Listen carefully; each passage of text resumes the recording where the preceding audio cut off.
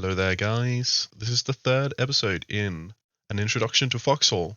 This time we're talking about tanks. The first matter of business is, of course, tank equipment. What should you equip and why and for what roles? Um, this is, of course, only going to be how I like to do it, and what I present to you is only the standard equipment. I pretty much only have two types of standard equipment, which is the commander and the driver gunner. With the main difference being that the commander is, as you can see here. There's two variations, and this is because I want to point out that having the normal battle dress for a tanker is not necessarily bad. The difference is mainly like 15 BMATs, and those 15 BMATs just it equals the amount of time that you get to spend on the front line. So if you don't have any tanker uniforms, or you just died and you need to run back to your tank, it's absolutely fine to just bring your normal battle dress. That is the most important thing I want to point out here. Personally, I like to bring my pistol. I know that's kind of controversial. A lot of people don't do this, but sometimes like you can change your secondary while you're in your tank, and sometimes you just have someone run up to your tank. They've run out of stickies, they run out of something, or sometimes you can even get the sticky runner beforehand if you don't have proper infantry support. So I like to have it with me. I think I've killed like 3 people with it, and it's worth it for those kills because it can mean the matter of whether you live or die. Or if your tank is super damaged, you can use it for not the best defense, but you can sacrifice your own life for tapping that one guy who's running towards you with a sticky, and he won't make it before your tank is repaired enough to drive away, for example. The other stuff is pretty basic. Personally, I only recommend bringing 2 filters plus the filter that you have in your gas mask, radio for your map, of course. I bring a bandage because often you'll get some flak fire, or if you go too close to a garrison house or something like that, you might get a shot, you might start bleeding. You just jump out, bandage it up, jump back in, and you're good as new. Well, not really, but you can keep going for a bit more. And that's about it. Always remember your hammer. It's pretty much the most important. Even if you have nothing else, if you have your hammer and your BMATs, you can somewhat adequately command your tank. The driver and gunner, it's pretty basic, really. It's just exactly the same, except you scrap all the things that you can't use because you don't have a hatch, and then you just beef up on BMATs. You can hit 100 if you don't bring anything else and you have your tank equipment on, which is insane. And of course, an important note is that these layouts, they entirely change to the situation at hand and to your personal play style. I know some people like to command their tank as the driver. I don't understand how they do this, but I know someone who does. Never driven with them. I wish I could tell you how it works, but I unfortunately cannot. They just have pretty much the same as a commander uniform, but they drive, and then they have a spotter instead of a commander. That works super well. If that's what you like to do, obviously try that out.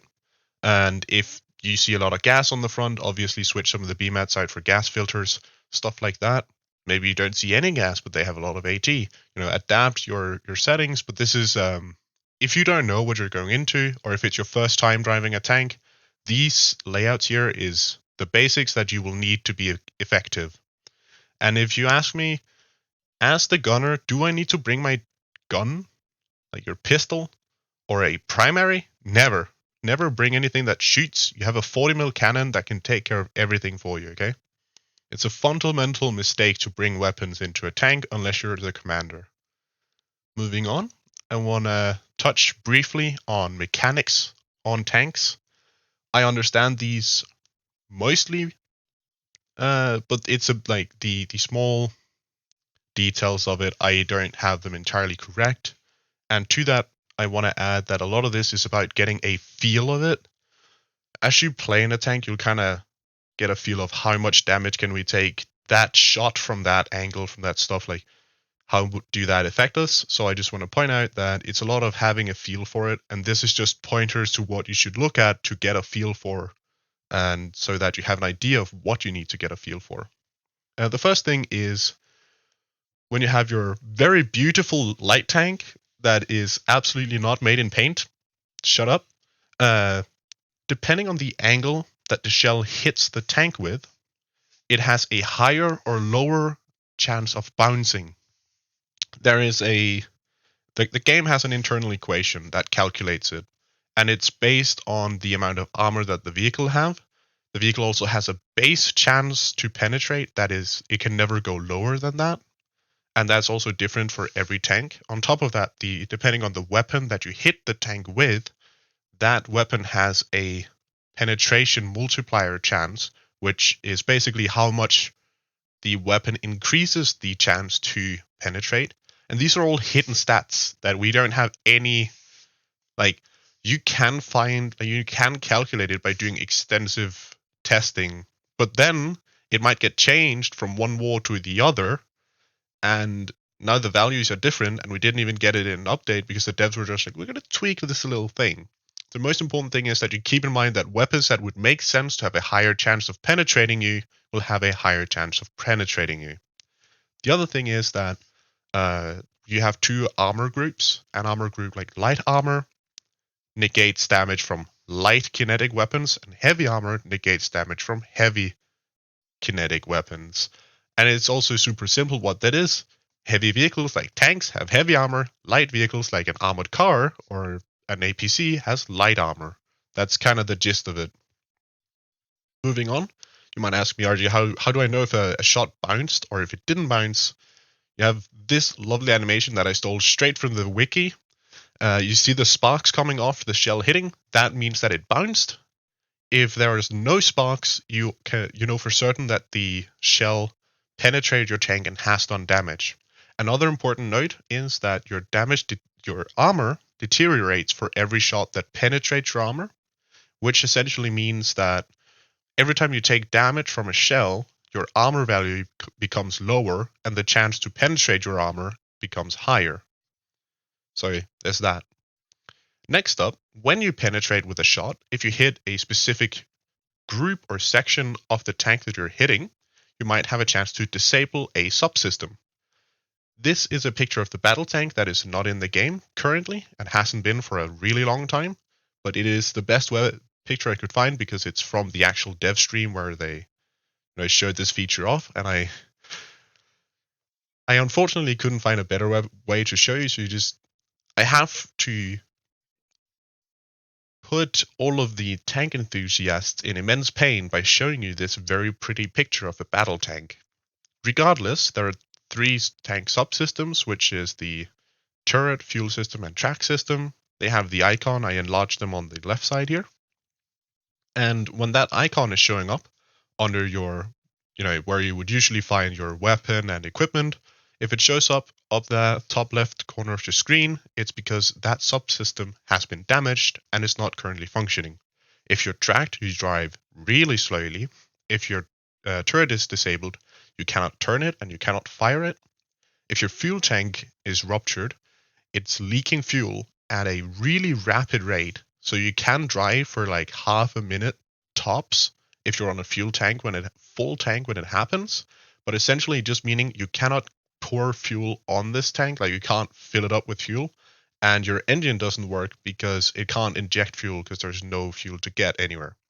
It's a really effective way to stop a tank dead in its tracks. Tracking it can still move, and often it actually manages to escape because another tank can protect it while it pulls back. But a tank that has had its fuel tank ruptured is often left for dead. Now, there's two important weapons that I want to touch on specific to tanks. The sticky grenade has an increased chance of tracking a tank if the sticky grenade lands on the tracks, right? Which they often do. So I think it's like 75% chance of tracking. The other thing we have is the mine, and the mine is like 100% chance of tracking if you drive into it. And guys, all mines are enemy mines, okay? I don't care who put it there. If you drive over it, it blows up, okay? Mines are the third faction. I don't care what you say. I so often meet people who are like, yeah, it's friendly mines, don't worry about it. Like, worry about it, guys. The only difference between enemy and friendly mines is that friendly mines show up at a greater view distance and from places where you wouldn't be able to see them normally. So when you're in a tank, it's a lot harder to see mines. They don't show up. But the commander is sometimes able to see friendly mines. when he pops his head out, but he won't be able to see enemy mines most of the time. So that's the important thing here. Then there's the infamous anti-tank rifle. I don't know how to explain this. A lot of people get really scared about the anti-tank rifle, and I get that. It's a 20mm gun that does damage to tanks. But I want to say, don't be too scared. Often, this weapon is best at scaring tanks away because they are really likely to track tanks and deal damage to tracks on this. Um, I don't know if they have a buff. There's no one has tested if it has a buff to tracking. There hasn't been a dev stream that says that it does, but often they do track tanks really easily. But that doesn't mean that you have to be super scared of them. Sometimes people will just set up a couple anti-tank rifles and keep you suppressed and the tank suppressed with that when you would be able to just steamroll them.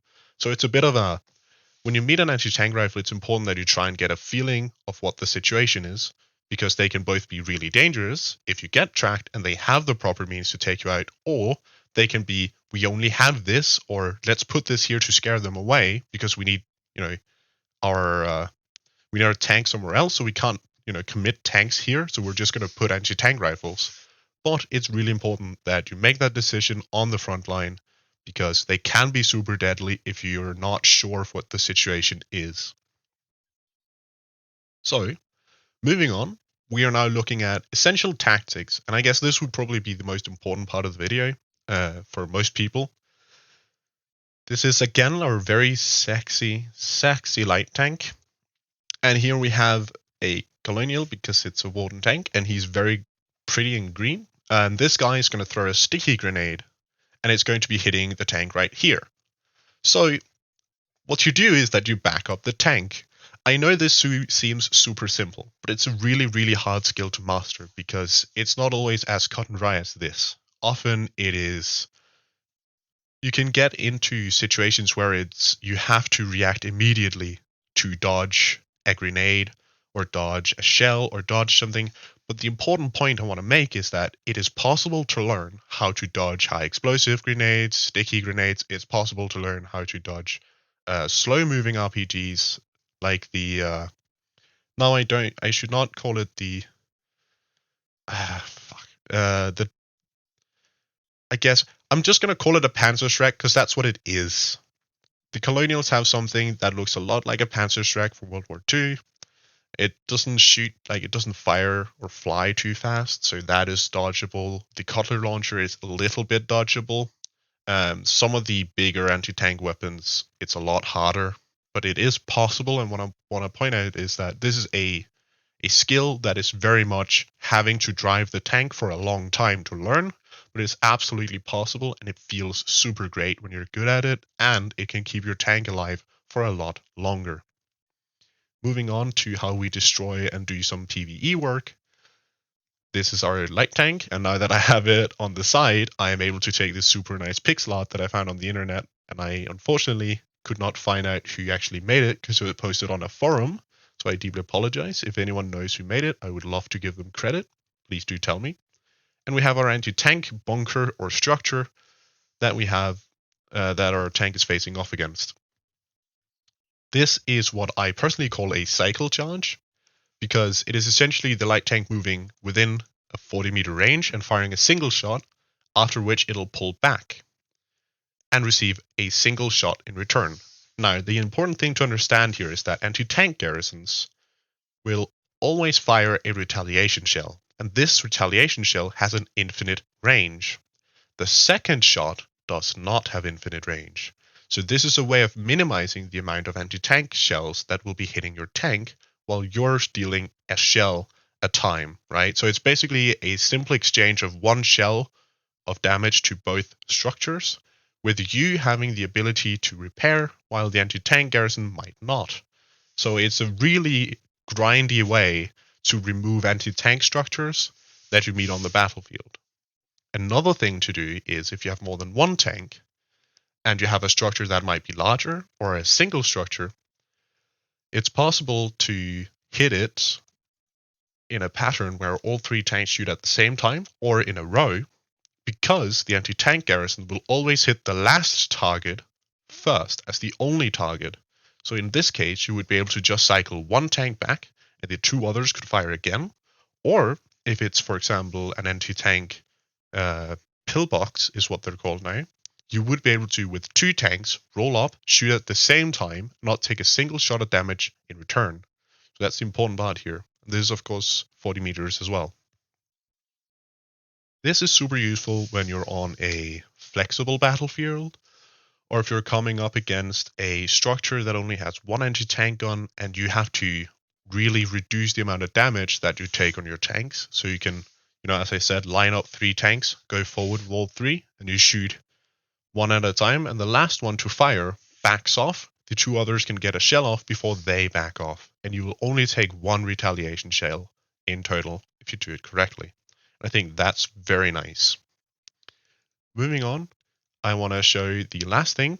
The gray barrier here is a wall or other in-game, like a permanent structure, or it could be a wall that you've built. And then we have our AT garrison as well. We will shoot the AT garrison and proceed to back in behind the wall. This works super well if the anti-tank gun is angled slightly away from the tank, because it has to traverse those degrees to actually hit the tank before it shoots. And that gives you time enough to get behind the wall, after which the anti-tank garrison will actually shoot the wall. If you're still within aggression range, it will keep shooting at the wall, but you won't take any damage because the wall is taking the hit. Anyway, that is about all that I want to tell you about tank combat. It of course differs from tank to tank, the specifics of how you do this, but overall, this is the general tactics that is most usually applied when you're driving a tank. Of course, I haven't touched upon line combat at all, but that's because I think it's boring and it's super simple. You can pretty much think of it as the example with the AT garrisons. Just replace the AT garrison with a light tank and make sure you hit the same thing, and then you're pretty much set for line combat. Anyway, I've been Argie, and I hope that you have learned something and enjoyed the video. And if you want to watch any more of my tutorials or watch anything from my video series about how to lead a clan, feel free to click any of the 2 links that will pop up on the screen. And if you want to see something that I post in the future, or want to see me actually playing the game and how I lead my clan and how I lead my tanks in game, you can watch any of my live streams and see when my next live stream is coming up by subscribing to my channel. Anyway, that is all. Thank you for watching and have a splendid day.